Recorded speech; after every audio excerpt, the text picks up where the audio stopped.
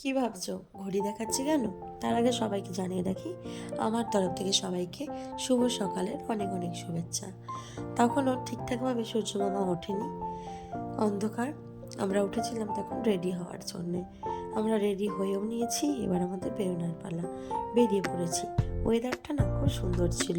সূর্য মামা হালকা হালকা উঁকি দিচ্ছে, তার সাথে একটা সুন্দর ফুরফুরে হাওয়া আর এত সুন্দর ভিউ। ক্যাপচার না করে থাকতে পারলাম না। ক্যাপচার করে চলে এলাম স্টেশনে। স্টেশনে সেদিন প্রচণ্ড ভিড় ছিল। ভিড়ে বোরিং হতে হতে তুলে নিলাম সেলফি, মা অ্যান্ড মেয়ে মিলে। তো সেলফি তোলার পর চলে এলো আমাদের বন্দে ভারত ট্রেন, এ রানী কমলাবতী অবধি। এই ট্রেনে আমার ফার্স্ট টাইম জার্নি। আমার এই ট্রেনে ওঠার এক্সাইটমেন্ট খুবই ছিল।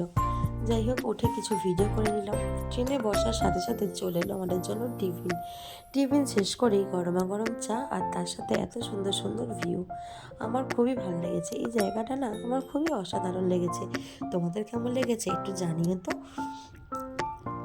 ভিউ শেষ করার সাথে সাথে চলে এলো আমাদের জন্য লাঞ্চ। লাঞ্চ খেয়ে নেমে পড়লাম আমাদের ডেস্টিনেশন রানী কমলাবতী স্টেশনে। এই স্টেশনটি দেখার আমার খুবই অনেক দিনের ইচ্ছা ছিল। যাই হোক, ইচ্ছাটা পূরণ হয়েছে। ইচ্ছাটা পূরণ করেছে আমার হাজব্যান্ড, তো তাকে আমার তরফ থেকে অনেক অনেক ধন্যবাদ জানাই। তো চলো, ধন্যবাদ দিতে দিতে স্টেশনটা একটু ভিডিও করে নিয়েছি এবং তোমাদের সাথে শেয়ারও করে দিই। দেখো কত সুন্দর, সবাই চা বিস্কিট কত দোকান নিয়ে বসেছে। বিশেষ করে চা বিস্কিট চিড় ভাজা এগুলো তো খুবই ভালো লাগে খেতে, তাই না? এই দোকানের মধ্যে সব থেকে কিউট দোকান লেগেছে আমার এইটা, বিরিয়ানি এক্সপ্রেস বলে নাম ছিল দোকানটার। আমার মনে হয় এটি সন্ধেবেলা হলে না আরও খুব সুন্দর দেখতে লাগলো, কারণ আরও লাইট ফাইট চলতো সেই কারণে।